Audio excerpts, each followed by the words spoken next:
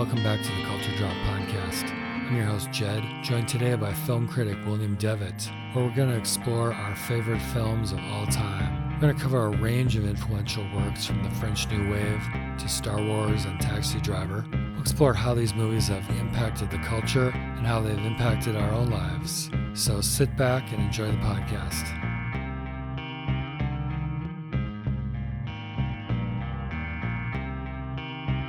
Let's talk some movies now. All right.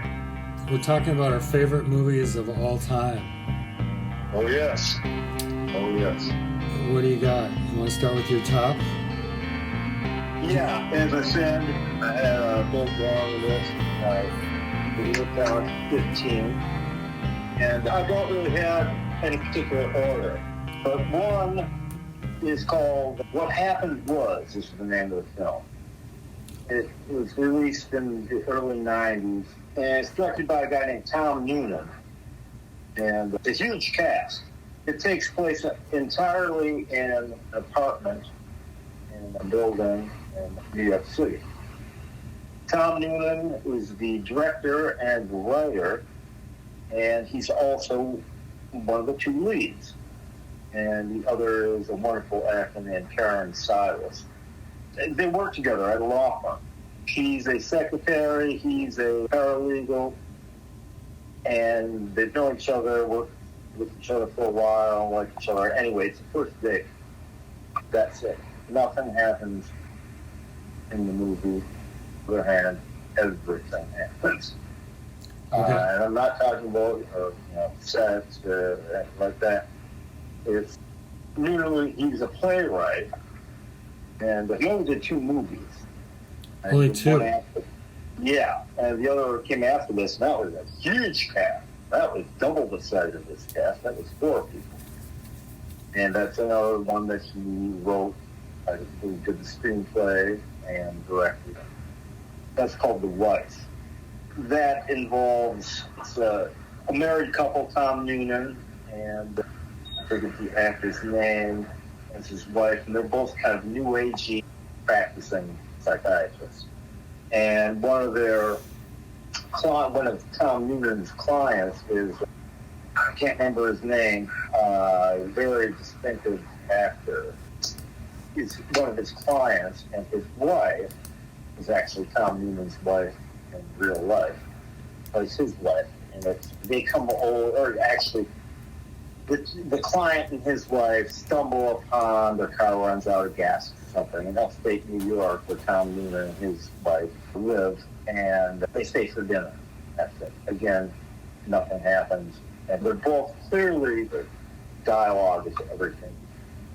It's funny, it's creepy, frightening, very mysterious, and there's an incredible emotional denouement at the end of the film. So that's what happens. The Dead is another one. And this is John Huston's last film, and features daughter Angelica Houston. Taken from a short story from James Joyce's Dublin. Oh yeah, I've seen that.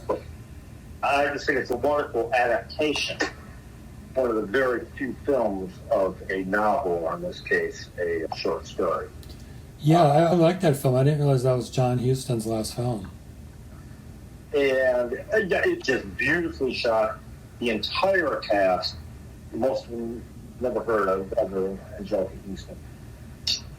Wonderfully cast for probably British Isles stage actors, Shakespearean-trained stage actors. Yeah. Wonderfully shot. It takes place in Dublin on the turn of the century. The Dead is up there. It's just beautiful. Everything about it. The dialogue is very true to the book, to the short story. The additions or artistic liberties are just that. They are artistic liberties that do not interfere, do not co-opt, do not do anything to diminish the wonderful prose of Joyce's story. I've got Do the Right Thing, Spike Lee, from the late 80s, we're talking 1988, something like that. And it's just the energy, this is a hallmark of Spike Lee's directing. The energy is kinetic almost. takes place on a day such as today in New York City and Brooklyn, and it's pushing 100 degrees, and everybody, the boiling pot, most people know the film, everybody blows their lids between the local community, primarily black community, and the New York City Police Department. Everything about it is wonderful. The music soundtrack introduced the world to Public Enemy. It's a great film. For The Last Detail, I think we talked about this before in our best movies from 1973. Jack Nicholson starring. He's a lifer in the Navy and gets on a detail to be SP, which is Shore Patrol, which is the Navy's version of the military police, to escort him to Portsmouth Prison, the Brig, for stealing $30 or something. Directed by one of our great directors, I just can't remember his name. The Last Detail. Wonderful film, wonderful slice of life, one of the classic, gritty, mid-70s. Hal Ashby, director. Hal Ashby, thank you. Yeah. Wonderful director.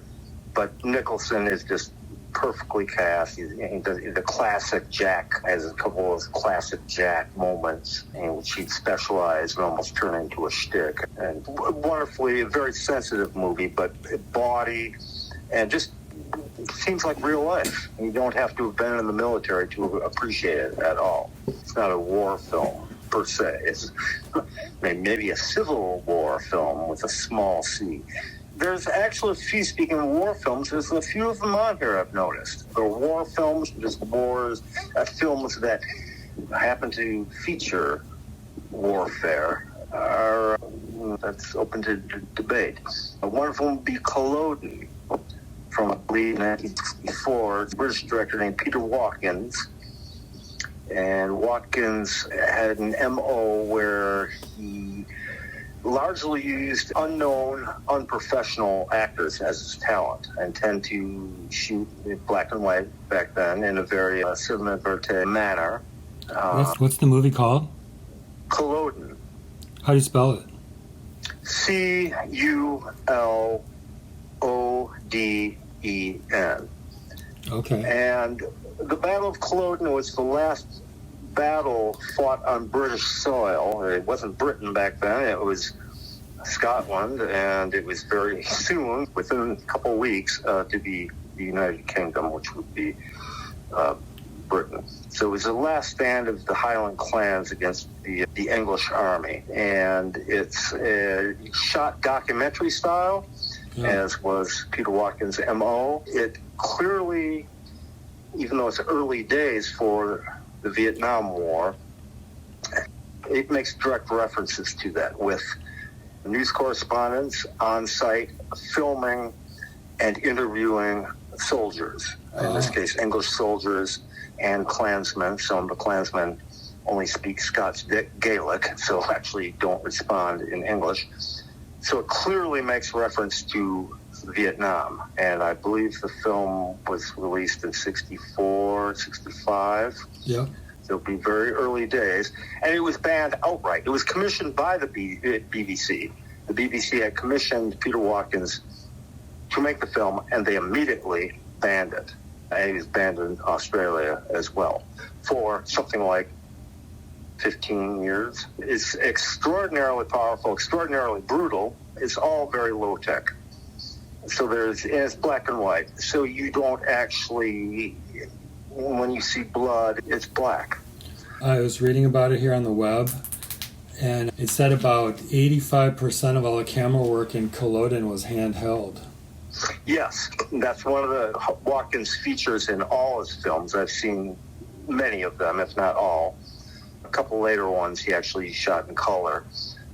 But it's mostly handheld, and it looks like that. It's documentary style. It's meant to actually, it has the feel of actually being in. We don't know about 18th century warfare because nobody's alive to have experienced it. But what it might have been like. And it's extraordinarily, it's a very emotional film. It's very biased, perhaps one of the greatest anti-war films ever made, just due to the nature of how it was produced and directed and shot. Yeah. And of course, the topic is, yeah, if you see it, I first saw it with my brother Matt in the early 70s on PBS. Oh, interesting. And they had a big discussion, a roundtable discussion after the film, people discussing it in relation to the Vietnam War. I skipped that part. I didn't watch it because I didn't understand it, because I was at 72 or something like that. We were forbidden from watching it due to the extreme barbarism. Now, this isn't like today's, where you see all the blood and the high-tech ballistics. It's not, they didn't have those special effects back there, but what they did have, and they do have real explosions, which were actually done by actual 14-pounder cannons. It's pretty startling, especially if you're only used to CGI modern violence. Just looking at the production crew, they had a historical advisor, they had a battle coordinator, and it's interesting, if it came out in 1964, the French New Wave was going strong at that time. The handheld camera was very much a popular style, a hip way to film real life. Yeah, he's a great director anyway, and I recommend anything that he's done. One of the first films about a potential nuclear holocaust before the early 80s, there was two. Threads was the British one, which everybody was obliged, in the country was obliged to watch, and nobody could go to work or go to school afterward, and children weren't allowed to watch it. And there was an American equivalent right around the same time, about 82. I can't remember the name of that. It was less effective, just not as well done. But these were the last years, very frightening years of the Cold War. And Watkins' film was called The War Game, and that came out in maybe 1966. Okay. Same thing, black and white, about what might happen after a first strike nuclear attack on the United Kingdom. And it's shocking. And I'm sure back then it was even more shocking. Mm-hmm. I think that may have been banned by the BBC as well. Anyway, enough of Watkins. Great director to check out any of his work. But Cloden is up there. It's one of the most startling films I've ever seen in my life, in any genre, I should say. We've got Taxi Driver, Martin Scorsese. Mm-hmm. I don't know what needs to be said about it. My take on it, it's essentially about specifically urban male loneliness. Mm-hmm. And that's Travis Bickle's character. And whether the actual film actually happens or not, I've never read this anywhere. The very final minutes of the movie, after the big climactic violent scene, it leads me to believe that he might have imagined the entire thing. I've never read that anywhere by any film critic or anybody. It might actually be a fantasy of De Niro's character. Yeah, I recently saw it. I thought I'd seen it, and I watched it a few weeks ago, and I don't think I had seen the whole thing. And then I was reading a bunch about it. Really? Because I was curious, because in the end, he comes off scot-free, right? He's basically got a job, and everything is hunky-dory. He's back to driving cab, but he's hailed in the newspapers as a hero. Right, Jodie Foster's character goes back to rural Pennsylvania with her parents, and there's a scene where he's all friendly to the girl he was in love with, like it was no big deal. Sybil Shepherd gets in his cab, and they chat briefly. And it leads me to believe that there are newspaper accounts of it, so something happened. It's probably true. Yeah. He's scot-free. He wasn't charged with any crimes, such as several counts of murder. Let's see. And that last scene with Sybil Shepherd, as she gets in his car, in his cab. Yeah, I think that's a very strong theory. I've never read that anywhere, that the film actually may have been a fantasy in Robert De Niro's character, Travis Bickle.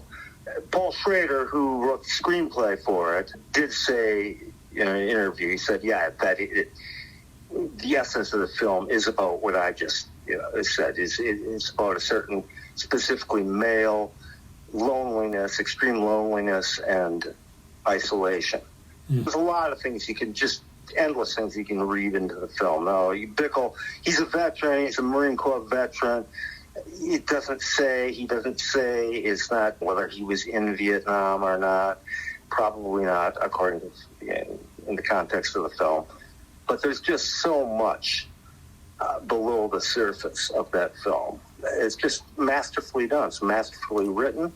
De Niro, who's perhaps America's greatest male actor, a wonderful, riveting performance. But okay, everybody knows that one. There's another Scorsese one that I think ranks up there, and is from much later, from early mid-90s, called Bringing Out the Dead. So this features Nicolas Cage in the primary position. Great supporting spots by John Goodman is one of his partners. He's a paramedic, an ambulance paramedic, EMS, in New York City. I really liked it. You mentioned that. Yeah, and again, there's just so much below the surface, but there's this absurdist slapstick quality to a lot of it. Yeah. Essentially, all his patients keep dying on him, and he's really bumming them out. It was a perfect vehicle for Cage doing that kind of low-key, woe is me, woe is everything persona that Cage specializes in. And some of his partners, John Goodman, Ving Rhames, he just died. He had a lot of problems. He died like a year ago. Tom Sizemore, who was not in Full Metal Jacket, he was in Saving Private Ryan, which is also on my list, is one of his partners, and a very fast-moving film. Who's the gal, the lead? She's got several sisters. Yeah. She's excellent in it, and it has a great soundtrack, too. A lot of really deep rock and roll. Johnny Thunders, The Clash have a couple songs. Scorsese always has great soundtracks, always. Yeah. So that's another side to Taxi Driver. Again, focusing on this urban, working class dude. He's just alienated from everything. Just his life sucks. I think it's wonderfully done, wonderfully written. I don't know who wrote the screenplay, but it's, I think, one of Scorsese's finest films. Yeah, I don't think it did very well in the theaters. I don't think it's considered really great by Scorsese's standards. It's interesting you connect those together because Paul Schrader also, in addition to Taxi Driver, wrote the screenplay for this movie. Oh, he did? Yeah. Oh, thank you. It doesn't surprise me at all. Surprise me at all. Yeah. Yeah, thanks for that info. Let's see. I've got The Exorcist. I don't know. By now, it's so mythical that it's... I generally don't like scary movies that much. This one, until fairly recently, meaning the last few years, maybe the first 10 times I saw it, it still scared the bejesus out of me. And bejesus, to coin a phrase. It's a deeply psychological film and deeply philosophical. And it really doesn't have a lot to do with the devil per se or supernatural doings. It's just a lot more than that. William Friedkin, who died fairly recently as well, I think within the last year, is the director. The atmosphere is absolutely oppressive, as is very fitting for the film. And I think most people know about it, so there's not a lot of point in really talking about it. To me, it's just a masterwork of filmmaking. It just happens to be really bloody scary. To me, anyway. Let's see. Full Metal Jacket. Stanley Kubrick. I guess it's a war movie, one of the strongest anti-war movies ever made. The first half of it is Paris Island, Marine Corps training depot for new recruits in the stages of the Vietnam War, roughly 67, 68, something like that. And Arlie Ermey, who actually was a drill instructor, Marine Corps drill instructor during the Vietnam years, he was never deployed to Vietnam, he lucked out of that, was cast as the senior drill instructor, Gunnery Sergeant Hartman. Per the usual MO of Kubrick, the cast tends to be almost anonymous. It's not so much Robert Altman with his cast of thousands and everybody talking at once and the cameras and the mics. It's a different thing. It's where the characters actually are anonymous, even the lead characters. And that tended to be the case, one of Stanley Kubrick's MOs. Even when, say, Dr. Strangelove with Peter Sellers playing 3 different roles, these big-name actors, they're all rendered equal and anonymous. And it's hard for me to explain how, but this is a big case, the cast of Full Metal Jacket, where, and it's appropriate to the film, these new recruits, either being trained for and they're headed off for, a horrible war, that they be anonymous, unremarkable young men.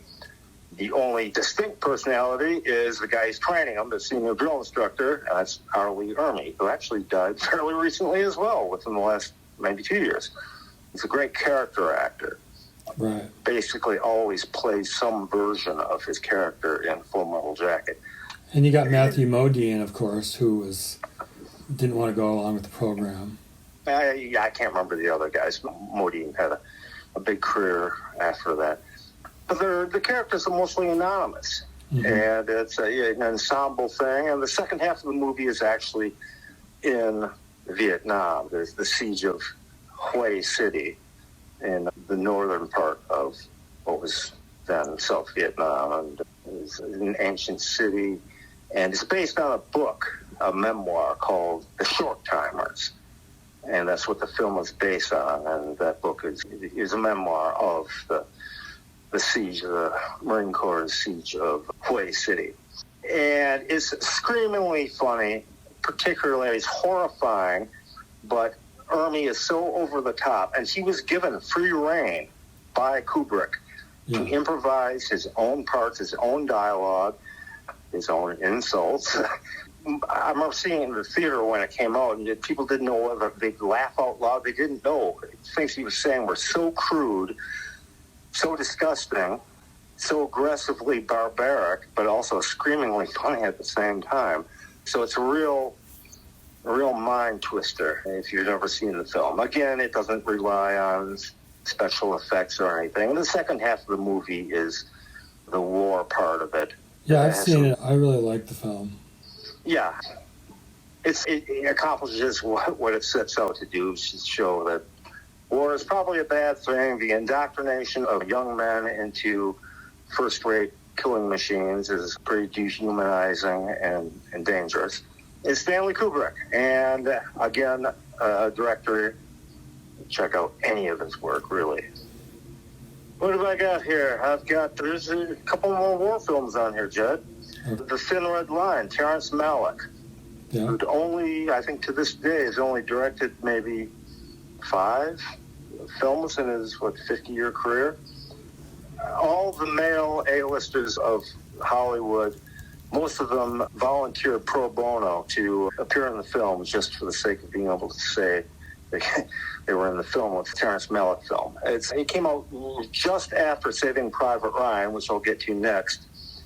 And it has to do with the U.S. war in the Pacific in World War II. And it's based on a book called The Thin Red Line by, again, James Jones. It's a huge cast, and they're all like the biggest names in Hollywood, and still to this day, Clooney, Nick Nolte, John Travolta, just all kinds of people. And it's a very, apart from the battle sequences, it's a very human film. It's a very gentle film. There's a sweetness about it. The narration, there's a narrator, a deep Southern accent. I'm not sure who that narrator is, but his narration and the scenes looking back to, say, his girlfriend or his wife in the States are just beautifully rendered. And the dialogue, which I'm assuming is from the book, is brutal. It's a more serious anti-war film than, say, Full Metal Jacket, but it's actually about a whole lot of other things other than war in general, the Second World War specifically. Mm-hmm. It just beautifully shot and directed. It ain't your usual war film. Apparently, in theaters, people who had just seen Spielberg's Saving Private Ryan, came out a few months earlier, people walked out in droves due to the quietude of much of the movie. And this is no war. It wasn't violent enough. It wasn't extreme enough. Mm. Apparently, it actually did fairly poorly, I think, in the theaters. And that was one of the reactions from a lot of people, particularly after seeing the ultra-violence, as another Kubrick film would have it, meaning Clockwork Orange in this case, the ultra-violence of Saving Private Ryan. There's nothing like it really in cinema. The opening sequence is like nothing anybody's ever seen before. And I saw it in the theater when it came out with my dad, who's a decorated combat infantryman, wounded twice, 2 Purple Hearts, Bronze Star. I saw it with him when it came out in, 98. And they had hotlines open nationally for the first couple of weeks of its opening for vets who might have experienced PTSD symptoms or flashbacks. We're not talking about Vietnam vets. We're talking about World War II vets. Yeah. That is the extent that Spielberg went to create. It's like he wasn't, particularly the opening half hour of the film, which goes on forever. It goes on for a half hour, but it seems like forever. So he wasn't trying to make a movie. He was trying to recreate the war. Yeah. And granted, he had the big budget, and all the actors and all the extras were, put through sort of actual military training. Actually, they used the Irish Army to use a lot of the extras in it. He was actually shot off the coast of Ireland for the D-Day landing, which is historically very inaccurate. Tom Hanks, one of the lead characters, they're a ranger unit. Well, the Rangers were 20 miles north Pointe du Hoc. They were not at Omaha Beach. So it takes artistic liberties and historical liberties, plays fast and loose with the actual facts. And there's a lot of them throughout the film that are questionable or implausible, despite all the great military advisors on the set. Yeah. But it's... And just a quick insertion here. I just want to clarify that you've shifted now to Saving Private Ryan, and you're including Saving Private Ryan in your list? Yes, that's correct. Okay. My top 15. There's really nothing like it. It's part of Spielberg's thing. He can be a very open-hearted director. Just because he's a big name, one of the biggest names in cinema, or at least American cinema, he has his heart on his sleeve, cornball aspects to a lot of his directing. And there is some of that in this film. But the film is, anybody who sees the film, and after, especially opening sequence, which goes on for a half hour, it's just brutal. Anybody thinks that war or violence is sexy or something after seeing this, people ought to pay attention to that person. What did your dad think about it? I'll put it this way. My dad didn't drink.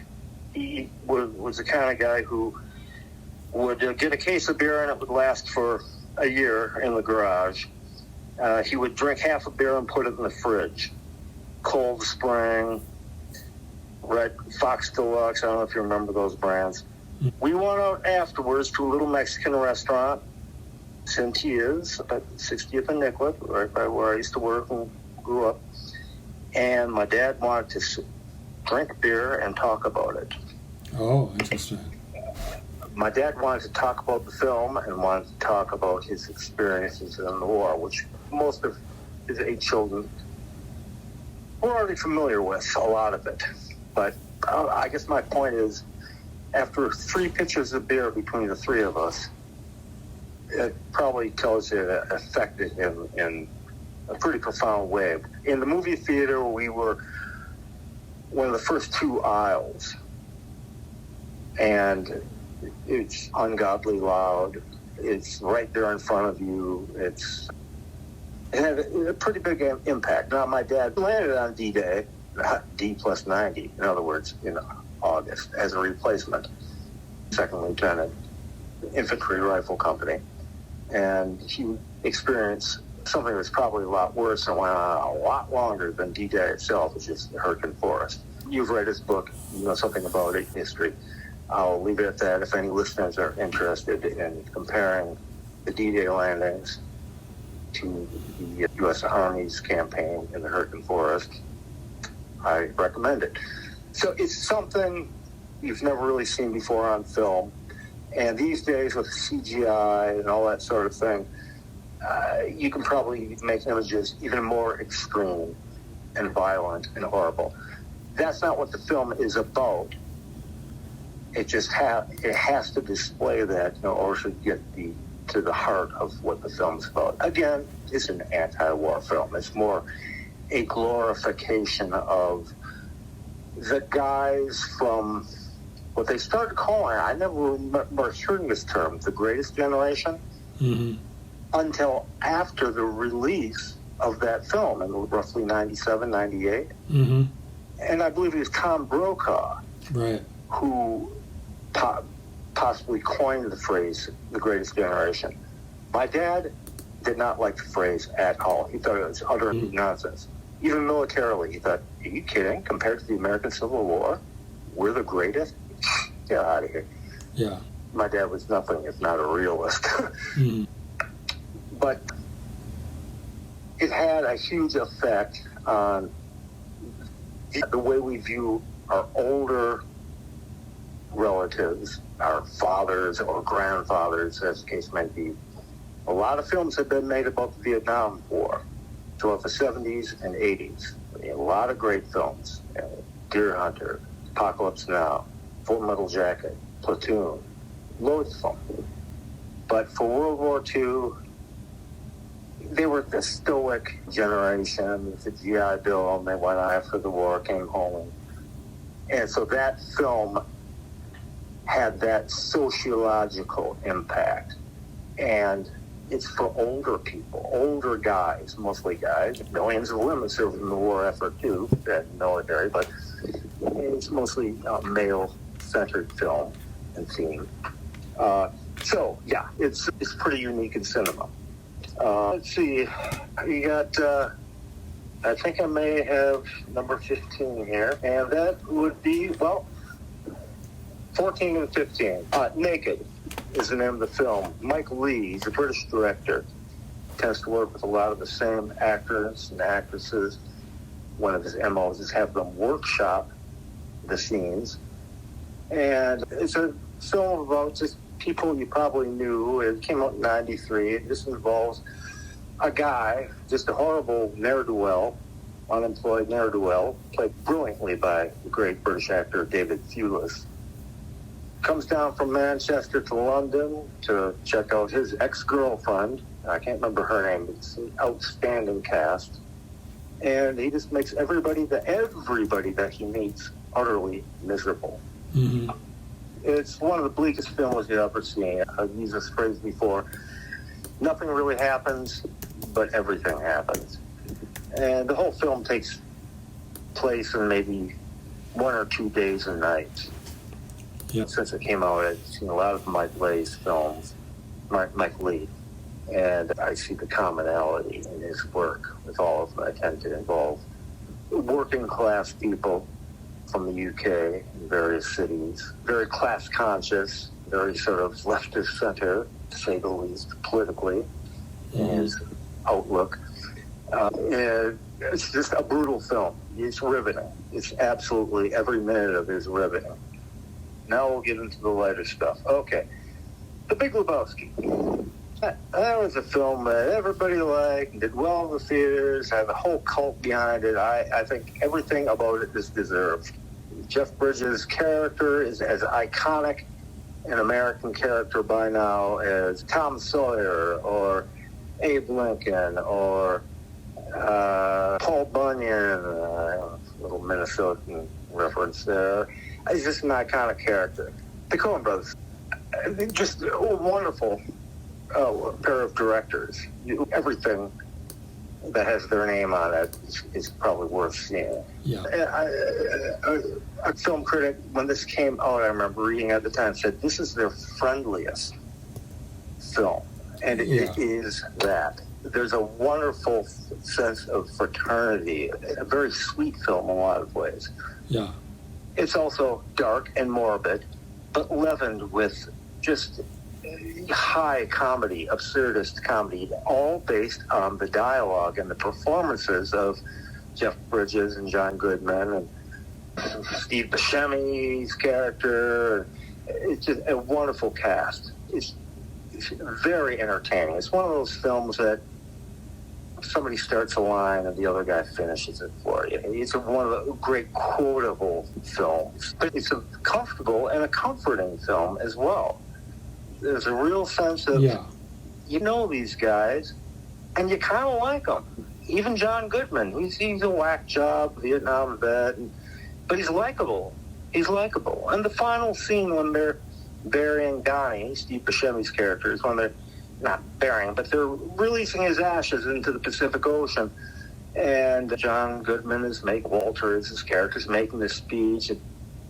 And Jeff Bridges, he's just fed up with him. What is wrong with you? And Goodman actually breaks character, and I'm sorry, dude. And dude is, for those who don't know, is Jeff Bridges' character. It's the dude.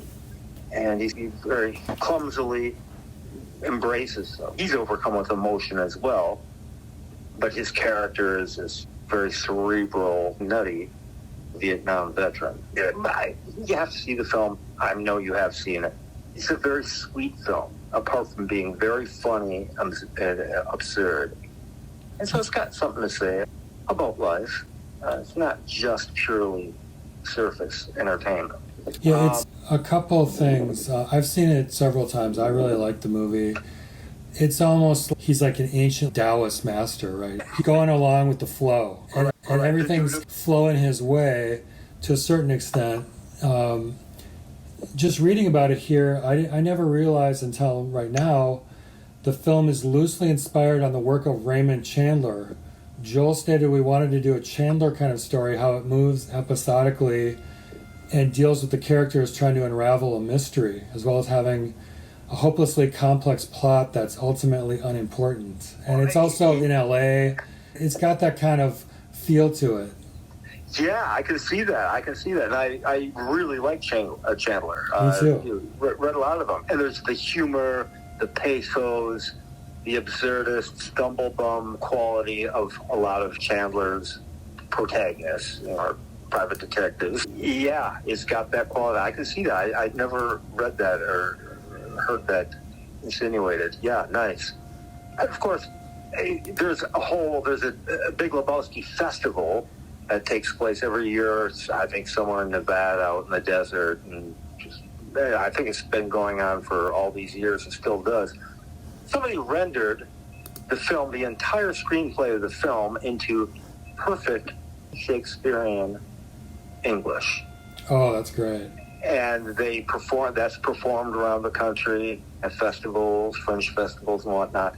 And I've seen clips from it, and it's just brilliant, utterly brilliant. It is the exact dialogue from the film, but it's an archaic, sort of Elizabethan English dialect. Yeah, I can totally see this getting like a lot of Shakespeare's comedy. They've got that language in it, but there's a real lightness to it, like this movie has. The Bard of Avalon had a pretty well-developed sense of humor and irony. He did. He was good like that. That leads me to my last one, and speaking of funny, this may be the funniest film ever made, and considering it's Monty Python, that's saying something. Monty Python and the Holy Grail. Oh, yeah, that's a good call. It's just everything about it. And it helps to know something about history, particularly the history of the British Isles, but just history in general, because there's a whole lot of stuff. I could still watch it to this day and find little tidbits. Oh, that's the reference. Oh, that's a reference to, Catherine of Aragon. I watched Henry VIII. That was a couple millennia later. But it's just brilliant. And these are one of the funniest collectives ever. Individually, each of the Pythons were just screamingly funny and just brilliant. And then each of them plays so many different roles in this movie. Life of Brian is wonderful. It's brilliant. The Meaning of Life, less but still, it's funny as hell. The series, forget about it. I've got the Teen DVD complete collection of the Monty Python Flying Circus series.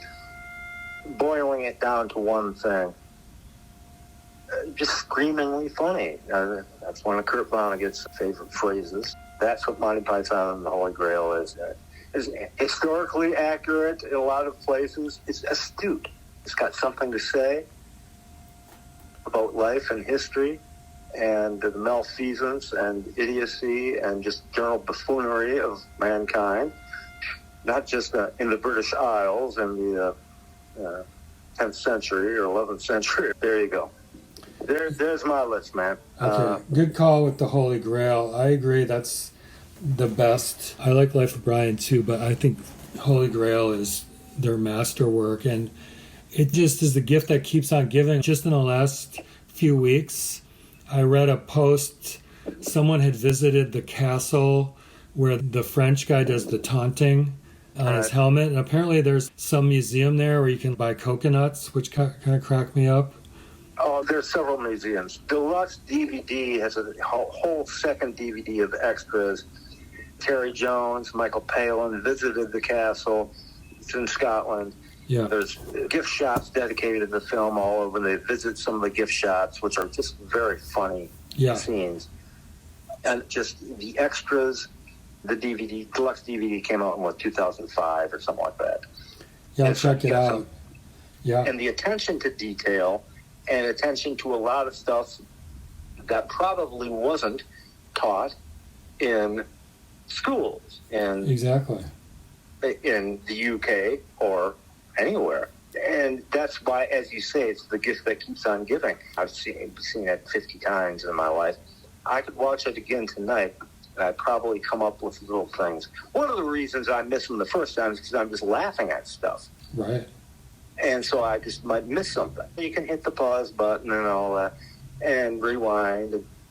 And it really, truly is the gift that keeps on giving. It's just subtle thing, a little aside here and there that you can, from a cast member, that you might never have picked up on before, even if you've seen the film multiple times in your life. I just love it. Yeah. What do you got? Yeah. You're our resident cinephile. What do you got? All right. I'm going to start with a trilogy of films because they all came out within 1 year of each other, and they all made such a big impact on me. Are you doing things in any particular order like that? No, not really. This is not like my top one. It's just more like 15 films I really like kind of thing. Yeah, okay, yeah. But these three are definitely like near my top. I'll just say what they are, and then I'll talk about each one. Betty Blue, 1986, Wings of Desire, 1987, and Withnail and I, 1987. Okay. Withnail, I didn't dig. Betty Blue, that's a pretty heavy film. Wings of Desire is wonderful. And who's the director? Wim Wenders. Wim Wenders. Everything is just wonderful. He's one of those directors, even if you don't get it, just the beauty and the majesty of his filmmaking. Maybe I'll start with Wings of Desire since you were talking about that a little bit. I like almost all of Wim Wenders' films. Most of them are really great, especially the road trip movies he made when he was living in the United States, and some in Germany too in the 1970s. Paris, Texas actually could have been on this list with Harry Dean Stanton. That was 1984. And Natasha Kinski, again, she appeared in a couple of films, yeah. But the one he made after that, Wings of Desire, 1987, is really unique among all of his films. And by the way, he just came out with a new film last year called Perfect Days, which is about a guy who's super happy, who cleans toilets in Tokyo for a living, but he does it like a Zen master kind of way. Wow, Wenders is still working. Oh, yeah. Perfect Days is the name of it? Yeah, it's really highly recommended. And great music. It just came out last year, so I'm sure. I don't even know if they even manufacture DVDs anymore. Yeah, really great. He also did a movie last year about Anselm Kiefer, the artist, which is a really good documentary. I've heard of Kiefer.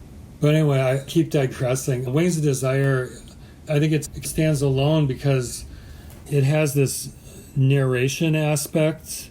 He did the screenplay with this German writer, Peter Handke, and it's just very philosophical. This voice of the narrator, almost like a godlike voice, talking about the joys of life and angels and the delights of being human, being half in the spiritual world, half in the very human world.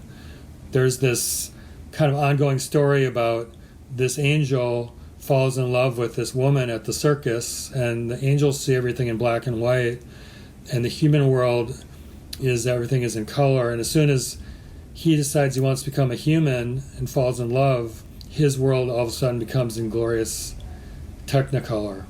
It's just a beautiful film. It's whimsical as well, as I recall. I haven't seen it for many years. Yeah. It's not deadly serious. No. Its themes. Its themes are, well, life and death, and those are pretty much the only themes. Peter Falk is in it. His character from Columbo. That's right. Kind of playing himself, and he's getting recognized as Columbo. And he's actually a former angel because only the angels or former angels can see the other angels. Yeah, I mentioned this film particularly. It's just what inspired him to cast Falk as that character and to write the character into that film. I don't know if Wim Wenders did the screenplay or this German chap, this other guy did it that you just mentioned. What inspired him, do you know, to write Falk, Peter Falk and his character into this film? I'm just looking here on the website. Peter Falk's role was not planned until photography had already begun, with Wenders planning an artist or political official to have an analogous role until assistant Claire Denis suggested the Columbo star would be familiar to everyone. Falk described the part as the craziest thing that I've ever been offered, but quickly agreed. He was accustomed to the improvisation of the newly created role, and when Wenders and Falk met, they conceived ideas of the character sketching and searching for a hat. And then, of course, Nick Cave is also in the movie, and he, at that time, they were based in West Berlin, and the movie is a love letter to Berlin also, so it's cool that Nick Cave has a role in the film. Yeah, he was still, was the birthday party, wasn't he, at that point? Or the Bad Seeds. Oh, they're Bad Seeds, oh yeah. It was definitely speaking to the culture at large, not just European art house cinephiles of the time. Yeah. When was it released? 86 or something 87. like that? 87. Say again? 87. 87, okay, yeah. Yeah, it's a great one. That is actually on my big list, my 40 film list, as an honorary mention. Yeah, just a lovely film. It's, in a way, it's a feel-good film, but not like you expect. It's not that kind of feel-good, if that makes sense. It makes you feel good about being a human being who's still alive. And all the tragedies or darkness, we're all going through this together, makes it a joyful thing. In fact, so joyful in its bittersweetness that the angels prefer that to being an angel.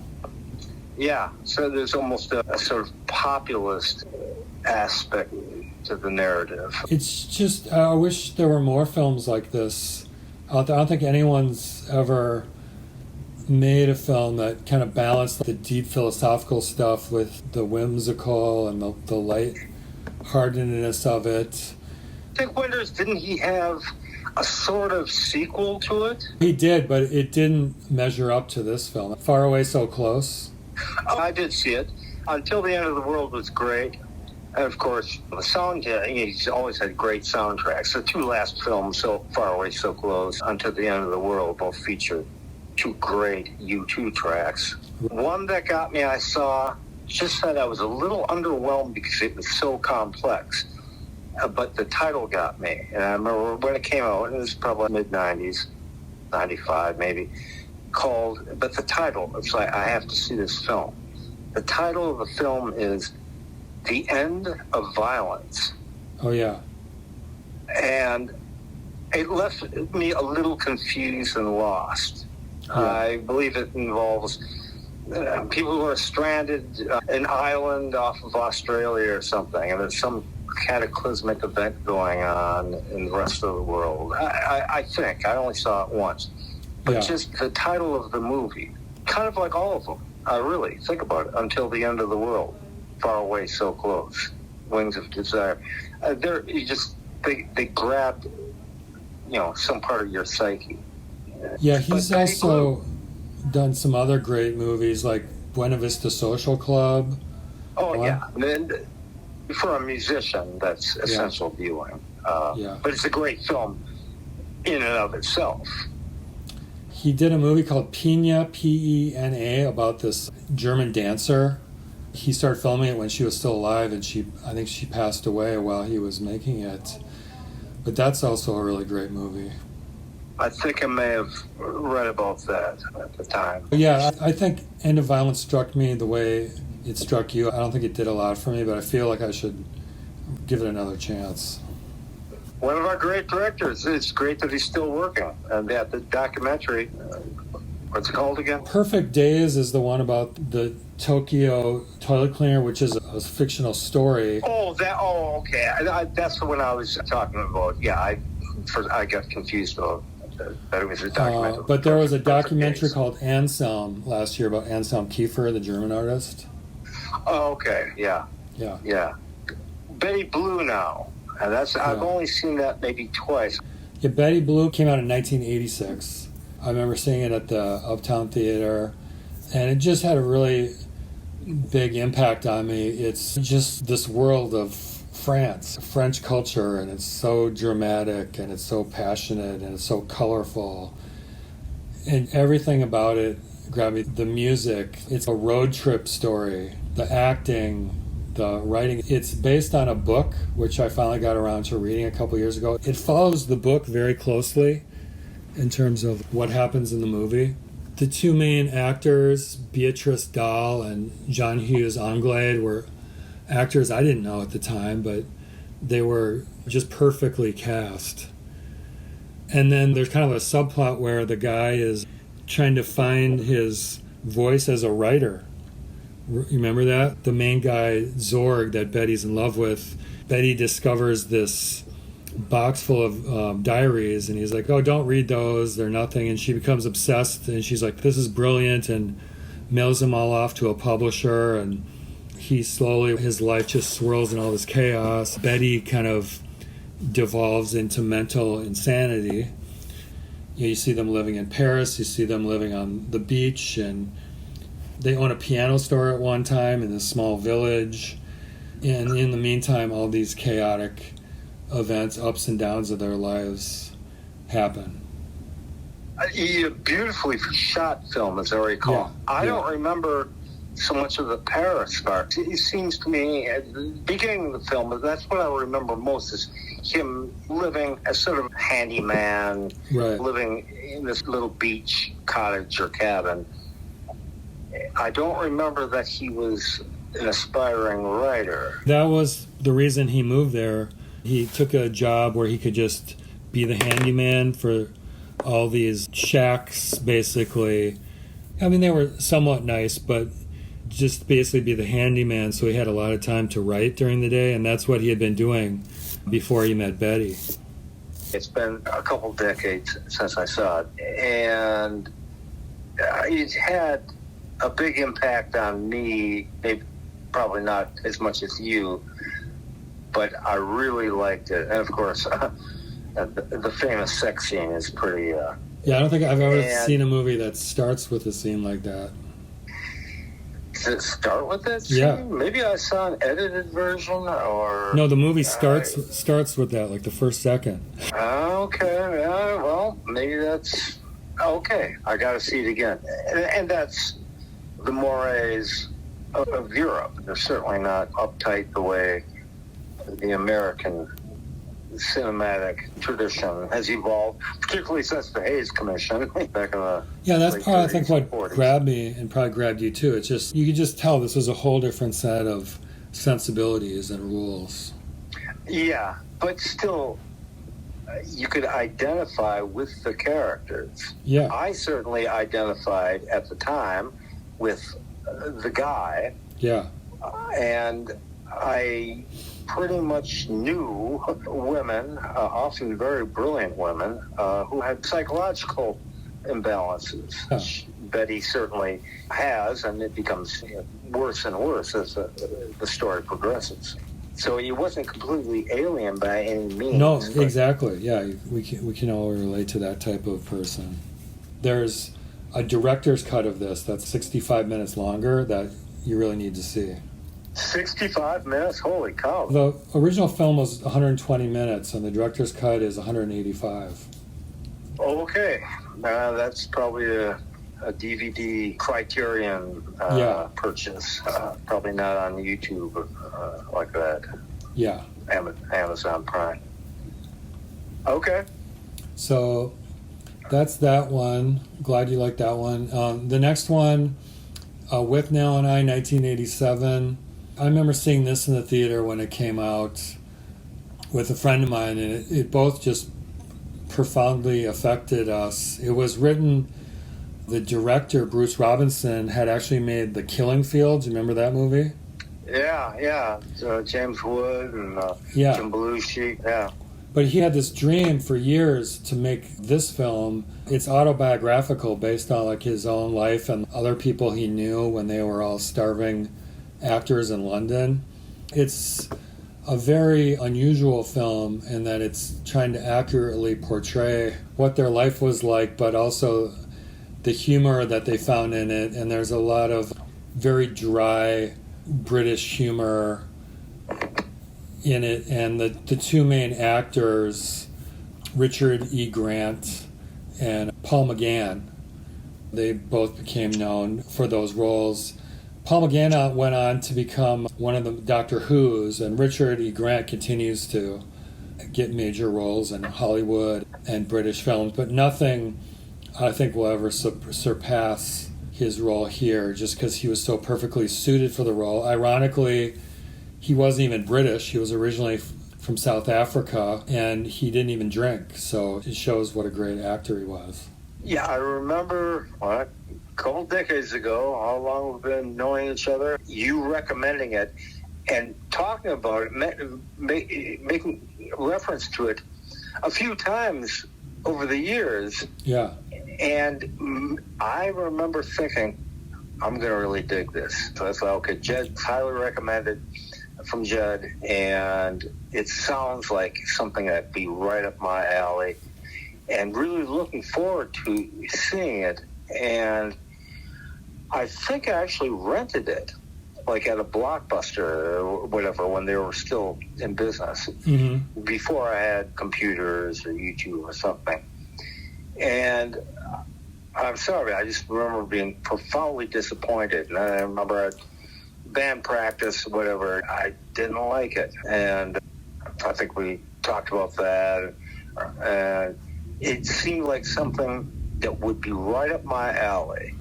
Yeah, because it's like we were talking about the Holy Grail, and that's so British, right? And there's a lot of dry humor in that. Oh, very much. And I saw a lot of similar type of humor in this. I thought you would like it. Yeah, now it's not meant to be a comic movie, as I recall. It's a farce, but is based on a memoir, and a lot of people's lives are very funny in the tragic comedy sense. And yeah, I should probably see it again. It'd be interesting for you to watch it again, just to see if you have a different opinion. I view it as a tragic comedy because it's very funny. The last thing I just want to say about With Nell and I, it was made by Handmade Films. You may know that was George Harrison's film distribution company. So they made a handful of great British films like Mona Lisa, Life of Brian, and this movie.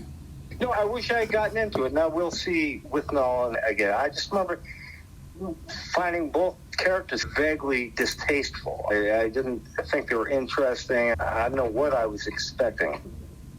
It's definitely something that bears repeat watching, and not just because of your recommendation. I should, again. This is great. A lot of the films on your list I will definitely check out, so that's one of the benefits of doing this.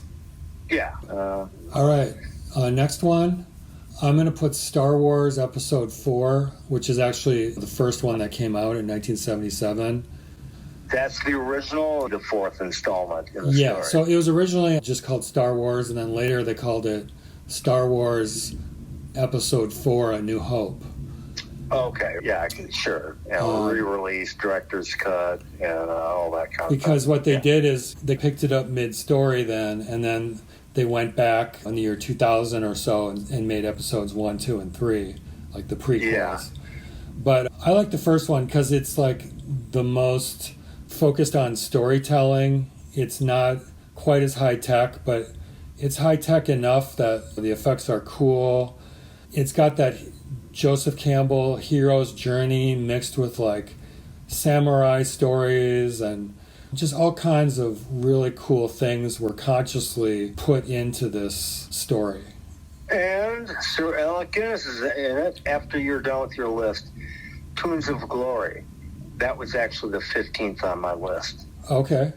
Alec Guinness and John Mills from 1963, I think.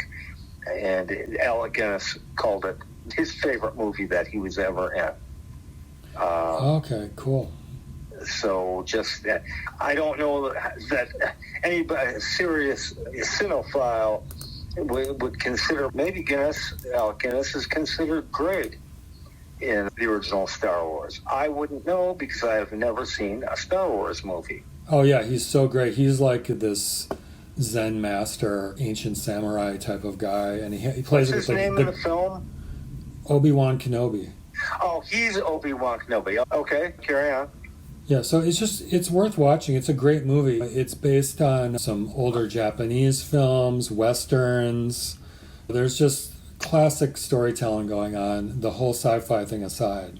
The sci-fi thing, I'm sure, put me off at the time and probably for years after. Joseph Campbell's famous interview with Bill Moyers on The Power of Myth on PBS, right. And then they released the book of that, which was just conversation about the transcript from the series. And Joseph Campbell was saying this is probably the closest, the most recent myth of the classical stature. The Greeks and the Romans, Egyptians, Aztecs, and all those people that we have in the Western world today.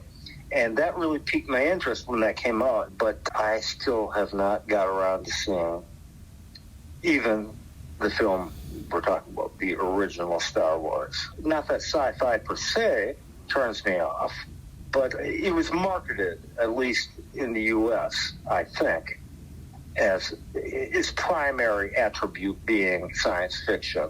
That's right. Rather than myth and traditional multi-generational. Oh yeah, it was heavily storytelling. marketed with kids' toys, and you'd have no idea about the mythological stuff behind it at the time. But now I'm so much older and so much wiser that I should be able to get my head around it. You're so much older than you're younger than that now. Oh, thank you, Bob. Thank you, Bob. Bob's your uncle. I'll get around to seeing it one of these days, and I will let you know as soon as I do. Okay, let this be officially, you're now officially put on notice to watch that. All right. Okay. All right. I will.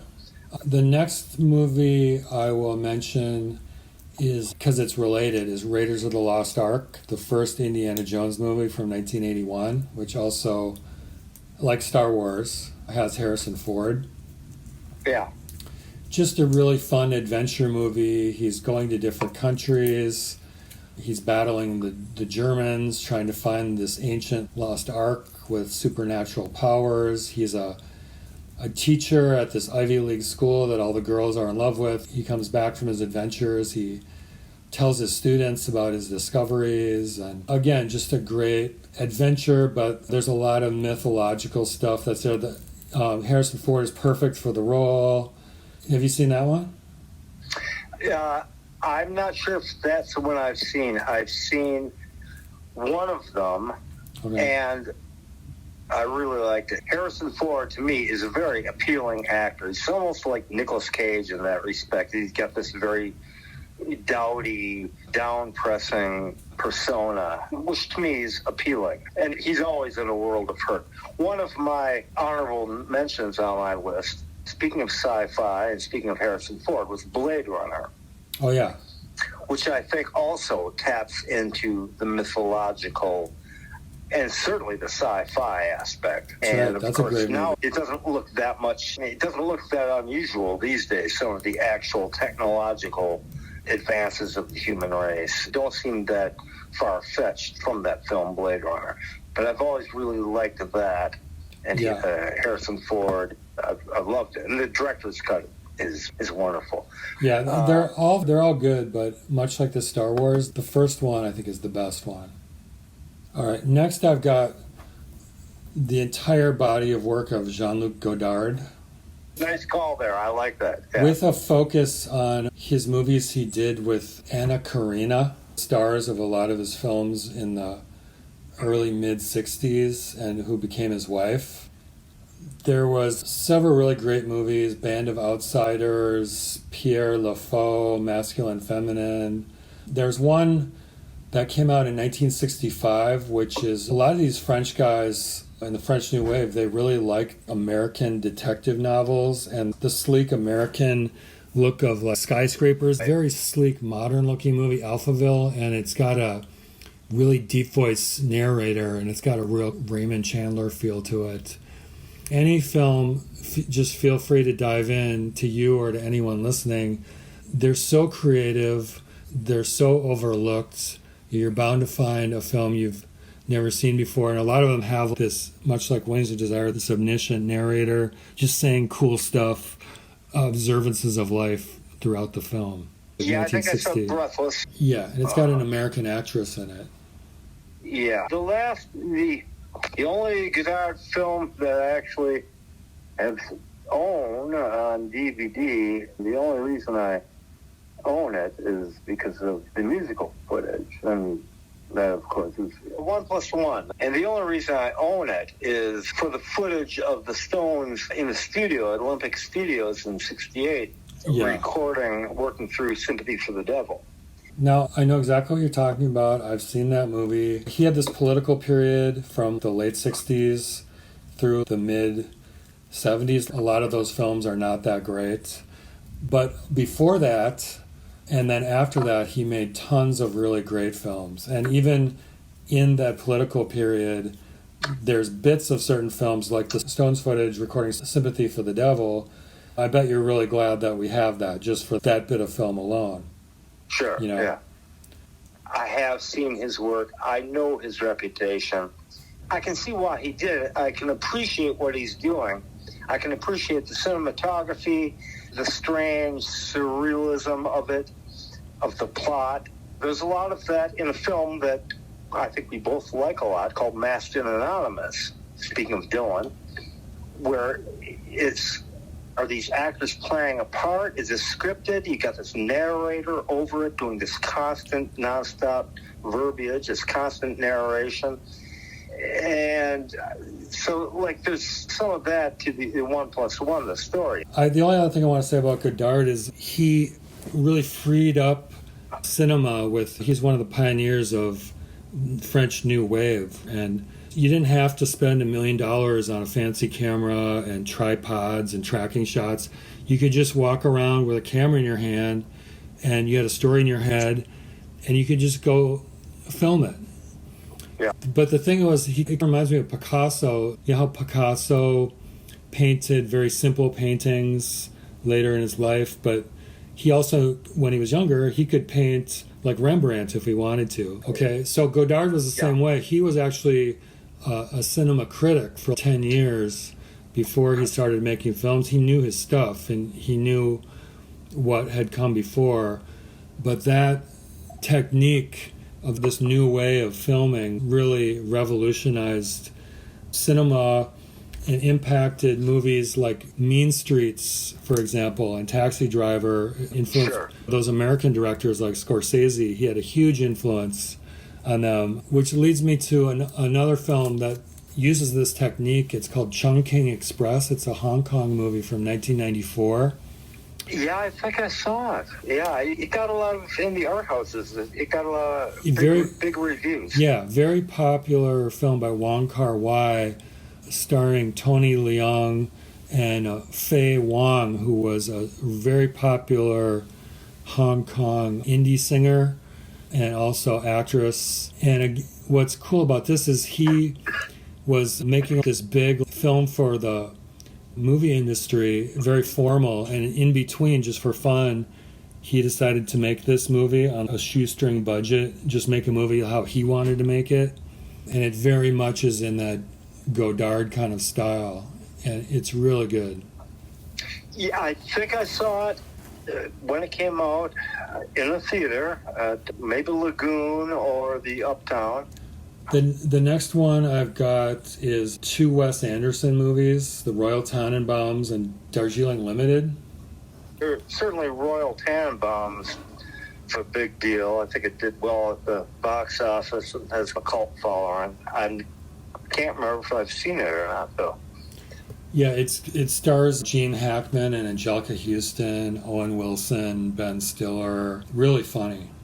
They're an eccentric family, or Hackman's an eccentric genius or something, a mad genius, and he makes all his family nuts. It was like it was a family of geniuses. Gwyneth Paltrow was the daughter, and Gene Hackman, he was just too wild with his gambling and his drinking and left the family when the kids were young, and Angelica Houston raises them as like this family of child prodigies, but when they grow up, they're just still like stuck in this child prodigy world, and none of them evolve past like age 25. Oh, okay. Yeah, I'm sure I've seen it. Yeah, I love Hackman. I love Angelica Houston. Like you were saying, Scorsese always has great music in his films. The same with Wes Anderson. There'll be Stones and Kinks and rare B-sides of cool bands. He always has cool music in his films.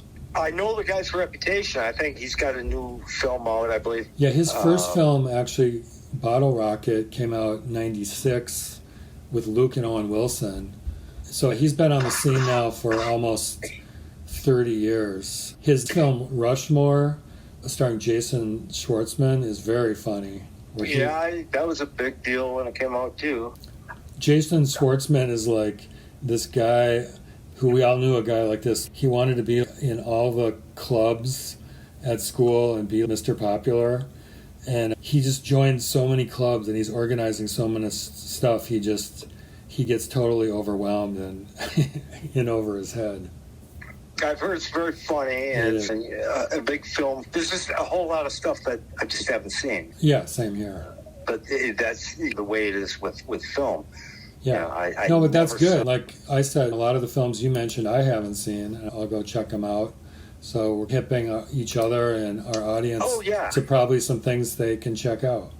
Oh, yeah. Oh, definitely. That's the beauty of this, about talking about it. Because sometimes you'll hear about something and it's, it just sounds like another popular Hollywood film. And it's like, no, dude, this is actually really bloody good. It may be a popular film, but it's actually really good. But the other one I wanted to mention is the Darjeeling Limited, where Angelica Houston, again, is playing the mom to Luke and Owen Wilson and another really good actor. Anyway, she's in India, so they decided, because she's living in some nunnery, like in the hills in the middle of nowhere in India, so they decided to go to India and have this road trip adventure. And the music, there's a lot of Stones and Kinks music in it. It's really funny. It's beautifully filmed. I think you'd really like that one. Okay, next one, I'm curious if you've seen this one, American in Paris, starring Gene Kelly, a musical. I'm not a big fan of musicals. This is 1951, but I do like this musical. Have you seen it? I'm sure I've seen it. Gene Kelly is starving artist in Paris in an American GI. I think he... Post World War II, Yeah. So this is like 1951, all the kids on the street. He's got like an artist grotto. He's got that big Gene Kelly grin. He's painting his paintings, and all the kids think he's super cool because he's this American GI. He sells paintings on the street. He's got this really funny friend who is a starving composer, just chain smokes and writes compositions at his piano all day. Then there's this American debutante who falls in love with Gene Kelly, and it's just this really cool, the artist's dream of being able to live in Paris in this really cool time in history. And the music is actually really great. The cast and the actors are really good. He falls in love with this, I think her name is Leslie Caron, who's this really beautiful French actress. She works in a jewelry shop, and she's also a professional dancer. Just a fun, great movie. Not an indie film, popular film, but one I'm not ashamed to say I really like. Everything that you've recounted about the story resonates. I'm sure I've seen it. Yeah, I bet you have. Yeah, I'm pretty certain. And I've always been familiar with Gene Kelly's, but by reputation as a great dancer. He's all-around song and dance man of that slightly earlier era. And that's part of what makes it so fascinating. He's got that all-around showman kind of thing where he's this incredible dancer. He's got that big smile. He's a great actor. A set of skills that people don't really have anymore. Yeah, he's just a presence. Yeah, a pop star. Yeah. Prince or Michael Jackson or Taylor Swift or Mick Jagger or whatever. Just they show up and people take notice of whatever they do. Yeah. Okay, next movie called Tampopo, which in English is called Dandelion. It's about a woman trying to start a ramen shop in a Japanese movie from 1985. Big indie film, and I think I saw it at the Uptown Theater. And she is struggling, her life's not going anywhere, and she's befriended by this Wild West cowboy Japanese guy, this tough talking, smoking guy.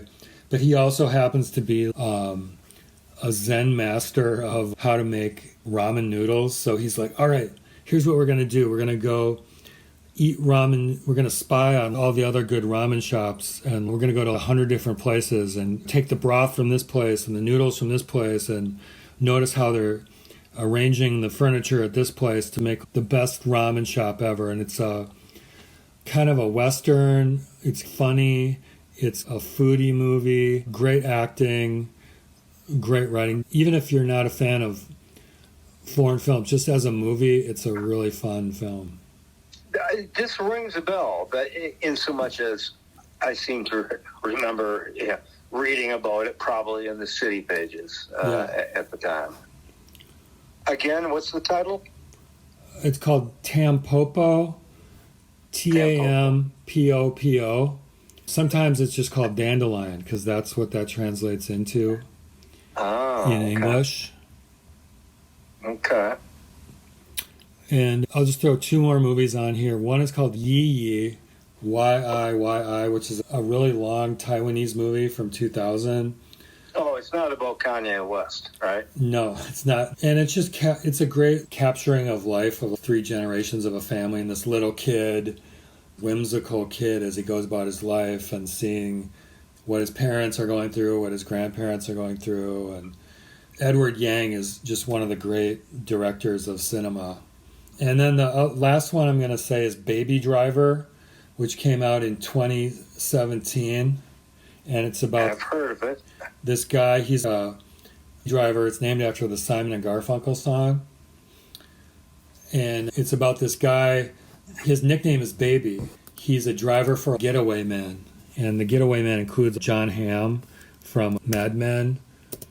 And anyway, the opening sequence of that movie is one of the greatest pieces of cinema ever, where there's a particular song, I think it's Harlem Shuffle, that they play, the original version of Harlem Shuffle. And every second of that as he's walking down the street corresponds to what they're talking about in the song. So if they're saying move to the left, maybe someone's about to run into him and he has to move to the left. Move to the right. Oh, yeah. It takes all night. Yeah, it's that with Bob and Roy, I think. Yeah. So let me see if I can find that on YouTube. I'll send you it. It's just for that opening sequence alone. I know the song. Oh, you talk about the actual clip from the... How they tied the cinematic stuff to that song. I know brilliant. The song. I know the original. I'm more familiar with the Stones version, but I certainly heard the original. Yeah. Yeah, if you can find it. It's a great song. It's a great song, yeah. Yeah. Is that your 15? Do you have honorable mentions or anything like that? No, I could. If I thought about it some more, I could come up with more. But those are, when I gave it some thought throughout the day yesterday, I just added something to my list as I thought about it. That's what I came up with. Yeah, there's a lot of films that I didn't even put on my honorable mention things. And like you're mentioning the Gene Kelly film or whatever, like older films that I haven't seen in so many years. I don't know how I feel about them today. Say Bridge on the River Kwai, speaking of Alec Guinness. It's a great film and a great performance. But I don't know, maybe it's like music. Does it still resonate with you today? And the rest of my list would be Wind in the Lion, Sean Connery and Candice Bergman, based on a true story. Kidnapping and around the turn of the century of Candice Bergen and her children, and Teddy Roosevelt, played by Brian Keith, brilliantly, looks just like him, kind of negotiate their release. And Sean Connery, he's an Arab chieftain who's responsible for kidnapping them. And it's a great adventure film, beautifully shot, I believe, in Morocco. And American Splendor, or Crumb, it's just wonderful. It's Paul Giamatti playing him. And actually, Harvey Pekor himself and his wife make regular appearances within the film. It's one of those fourth wall, or what do they call, what's that Shakespearean thing we were talking about earlier? I'm going to have to see that, because I remember he used to always be on the David Letterman show, if you remember that. Yeah, I've seen several clips of that, and they antagonize each other. And those scenes are actually reproduced in the film. Okay. And not with Letterman. They're live cinematic versions, but often with the same dialogue, like you never see Letterman's face, the actor playing Letterman. Okay. Very wonderful soundtrack. A very friendly, very relatable film. He's just an obsessive. He just digs music. That's his whole thing. He's a jazz collector, him and R. Crumb, the other famous cartoonist, and he works in a VA hospital as a clerk. Just a wonderful, friendly film. Yeah. Very friendly and very creatively done. Very creatively. Very odd the way it flows.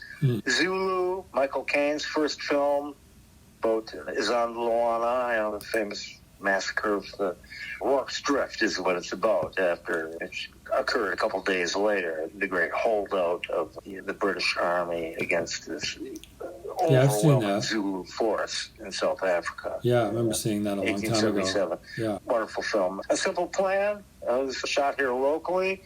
It's Bridget Fonda. It's a couple of my buddies, including my brother Chris, who worked on it.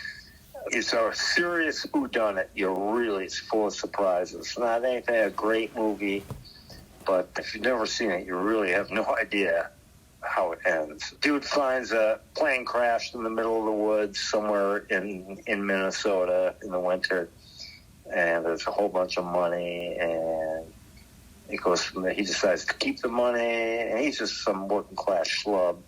And Babel is another one. I can't remember the director. I think it's a wonderfully inventive movie.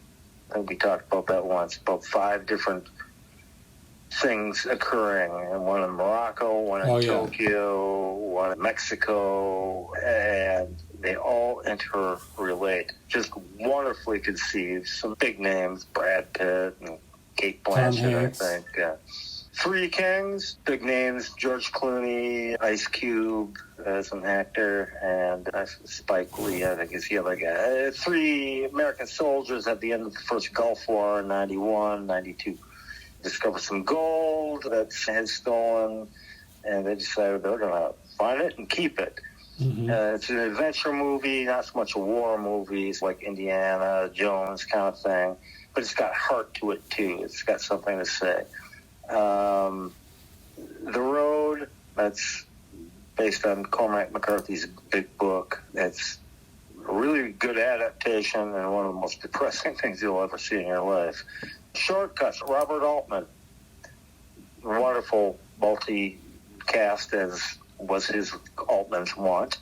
All kinds of people in it, including Tom Waits and Lily Tomlin as a couple. It's an Altman film, so it's all around the place. That's Shortcuts. Okay. Tunes of Glory, I should have mentioned that. Alec Guinness and John Mills. Alec Guinness is the colonel of a Highland regiment in the British Army after World War II, and it's all shot in Scotland in the winter outside Stirling Castle, the real depot of the 92nd Gordon Highlanders. And he's going to be replaced by John Mills, who's a proper English officer. And Alec Guinness is very tight with his men. He's rowdy in body and has a very loose relationship with his men. And John Mills is a proper British officer who's also held by the Japanese as a POW during the war. And it's a very soulful performance by both of them. And wonderfully shot. Suzanne York's debut movie. She appears in it. That's Tunes of Glory. You want to wind this up, or I've got maybe 10 more to go? Yeah, if you just want to run through them pretty quick. Office Space, that's Mike Judd, the guy, creator of Beavis and Butthead. Yeah. It's about a guy who works in an office and he can't take it anymore, and he decides he's just not going to show up to work anymore, and he figures out a way to, by a billionth of a penny every day, he can milk the company of $1 million just by some clerical thing that he did. But he actually doesn't show up for work. It's screamingly funny. Welcome to Sarajevo. I can't remember the director. It's Woody Harrelson and some other people. They're journalists in Sarajevo during the siege of Sarajevo in 1991.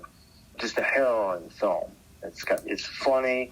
It's mostly shot, I believe, in Yugoslavia with the Yugoslavian extras. Mm-hmm. And they're journalists, and they're trying to figure out how to cover this horrible civil war. A very powerful film. Jacob's Ladder, as far as scary movies, Tim Robbins, the Vietnam vet, comes home.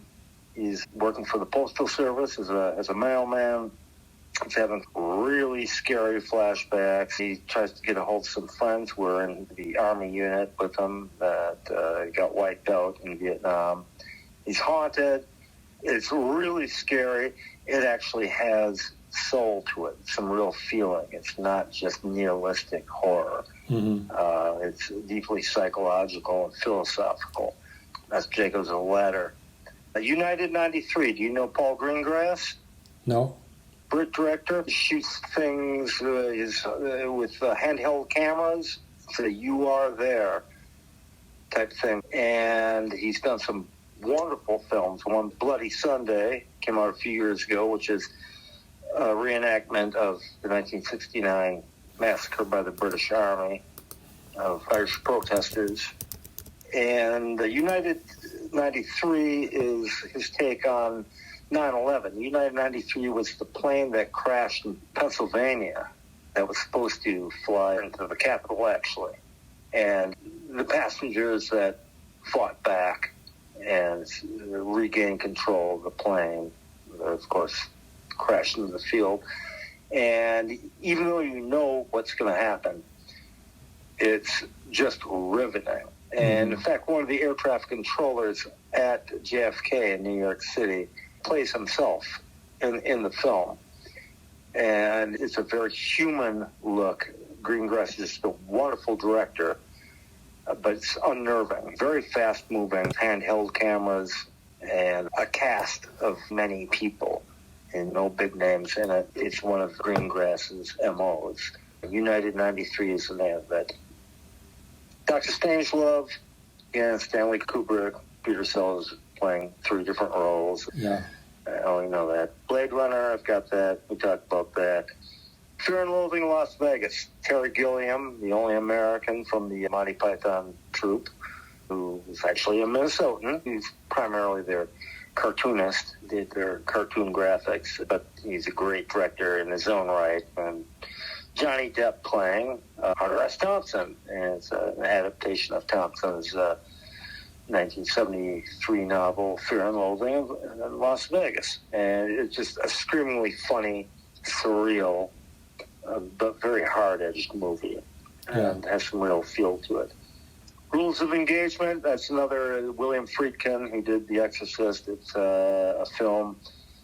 Tommy Lee Jones, one of our great actors, and Samuel L. Jackson. And Jackson is being tried for murder for opening fire on civilians in an unnamed Middle East country. And Tommy Lee Jones is a washed-up alcoholic Marine Corps lawyer who's supposed to defend him. And that's what the film is about. But it's got that same, even though it was released in the 90s after the first Gulf War, it has that gritty feel of William Friedkin's other directing work. Rules of Engagement is the name of that. The Wife, I think I mentioned that, Tom Noonan, the first film I mentioned. It's his only other film about two nutty, new agey psychologists meeting one of their clients and his nutty wife. The Wizard of Oz. There. Yeah, good call. I'd be remiss if I didn't mention that. It's one of those films, the dialogue inside out. It's got ramifications and references like maybe you've talked about in the Star Wars theme of myth and stories, old stories told. It's there. It's a great film. A Midnight Clear, another war film, very beautiful film about an intelligence unit, guys who were selected at the end of World War II to scope out a small German village right before the Battle of the Bulge, which is the Germans' final offensive at the end of the war in December of 1944. And they encounter, it's a very small group of guys, like 5 guys, and they're just there in a little cabin out in the middle of the woods. Beautifully shot, I believe in Colorado, actually. Beautifully filmed. And it's a real nail-biter if you don't know what's going to happen. A small group of German soldiers, led by a couple of old guys who've been shot up on the Eastern Front in Russia, and a bunch of 16-year-old boys, know what's coming. They know that Germany's last great offense is going to happen, and they want to surrender, but they don't know how to do it. So they're trying to indicate to the Americans that they want to surrender. Mm-hmm. It's a real nail-biter. It's a beautifully shot movie. It's got real heart, real soul. There's not a lot of violence in it at all. A Midnight Clear. 2 musical movies. I'd be remiss if I didn't mention The Clash's Rude Boy, just because I've seen it so many times. Is it a great movie? I don't know. Is it a good movie? Yes. Some people think it's a bad movie. I'm with you. I think you and I have probably seen that movie more than anyone else in the state of Minnesota, I'm willing to bet. Yeah, the way it's shot is some of the most exciting live music of any type, category, or genre. Yeah, the live music is really great in that movie. Yeah, it just helped that I saw it several times in the theater when it came out. But it is what it is, as they say. And by now, it's just entered my DNA as far as a film about music and what music can do as opposed to what else is going on in a horrible place like Britain in 1978 with everybody on strike, 30% unemployment, just everybody miserable. But there are rock and roll bands, punk rock bands, as they like to call them back then. There's a couple of them, and there's one that's really good, and that's the exciting part to the rest of the movie, which is like a pseudo-documentary showing how miserable and boring everything and everybody is. Mm-hmm. The only exciting parts of the music, in stark contrast, are the Clash playing. And one more, last one, I think maybe the greatest music film of all time. It didn't do very well in theaters, I don't think. I don't know. My sister Dolly worked on it in the catering department and shot at Paisley Park on a sound stage, and then the live stuff was shot on stage in Amsterdam and the Netherlands. And guess who that is? He didn't tour. You're talking about Purple Rain, part of that was shot in the Netherlands? No, Sign of the Times. Oh, you're going to go Sign of the Times? Yeah. Interesting. Yeah. It's a movie. It's not really a concert film because it's so heavily overdubbed and it's got all the sound stage stuff. It's a very weird bastard hybrid of a film. I remember seeing that in the theater when it came out. I didn't. I had it on VHS, and it still to this day hasn't been released on DVD. It has in Japan, and I went to a place and had it transferred and got several copies of the VHS, which I still have. It's never officially been released. Maybe his estate will release it finally. But as far as just music, and there's no theme to it. It's not like Purple Rain, which really isn't a very good movie. It's a very entertaining movie, and of course the music is some of the best ever. But Sign of the Times, it's a really long music video, but it's just exciting as hell. And the band lives all these different people. There's black people and white people and girl people and boy people, and they're all dressed differently and crazy, and they're all doing different things, and so oftentimes swap out instruments. You know, the great scene with Prince mid-song, he goes up to the drum kit, Sheila, he slaps her hand, she gets up, he sits down on the stool, he takes over, she goes down to the mic and starts rapping a hardcore high-speed rap with Cat, one of the dancers and rappers. It's just overwhelmingly joyous. Talking Heads, Stop Making Sense, or the other, Last Waltz, which is, it's more of a documentary than a film. Now, it harkens back to you talking about Gene Kelly singing in the rain or something, like a musical, but there's no pretensions to having a plot to it. There's a lot of stuff in between songs that they filmed on the soundstage at Paisley Park, which may or may not have anything to do with the actual concert footage, a lot of which was overdubbed as well. And they make no pretensions about it not being overdubbed. Most of the Rude Boy footage, by the way, was actually overdubbed too. Oh, was it?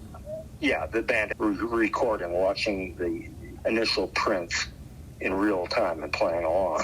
So a lot of great music films were done that way. But the Beatles did that for their Shea Stadium concert, which was released as a movie at the time.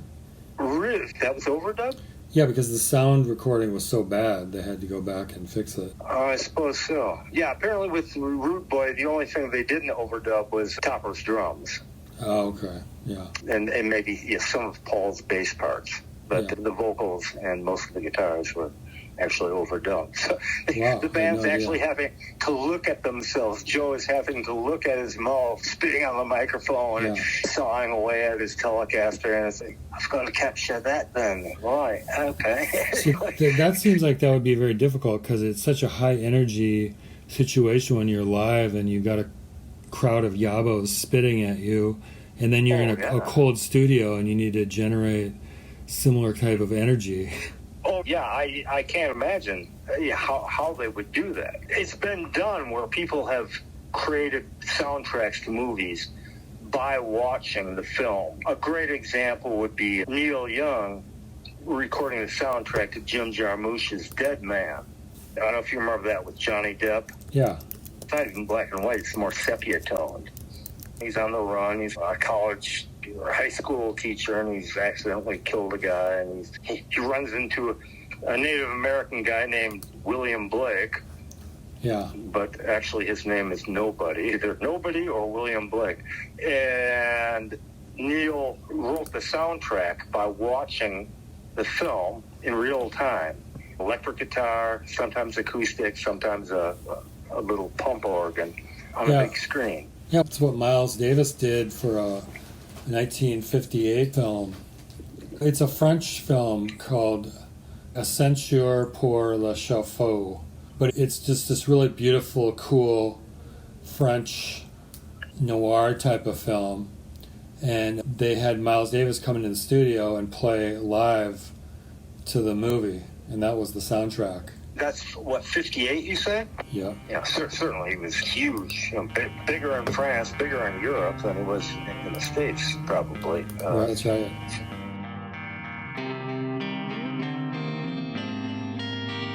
Thanks for joining us on this episode of the Culture Drop Podcast, where we've explored our favorite films and their lasting impact on the culture and on our own lives. We've attempted to delve into the diverse array of films that have left a significant mark on both audiences and the culture. We hope this discussion has offered some new insights and sparked your own curiosity to check out these classics or discover some new favorites. Stay tuned for our next episode, where we'll continue to explore the rich landscape of culture and creativity. Until then, keep enjoying the arts and expanding your horizons. We'll catch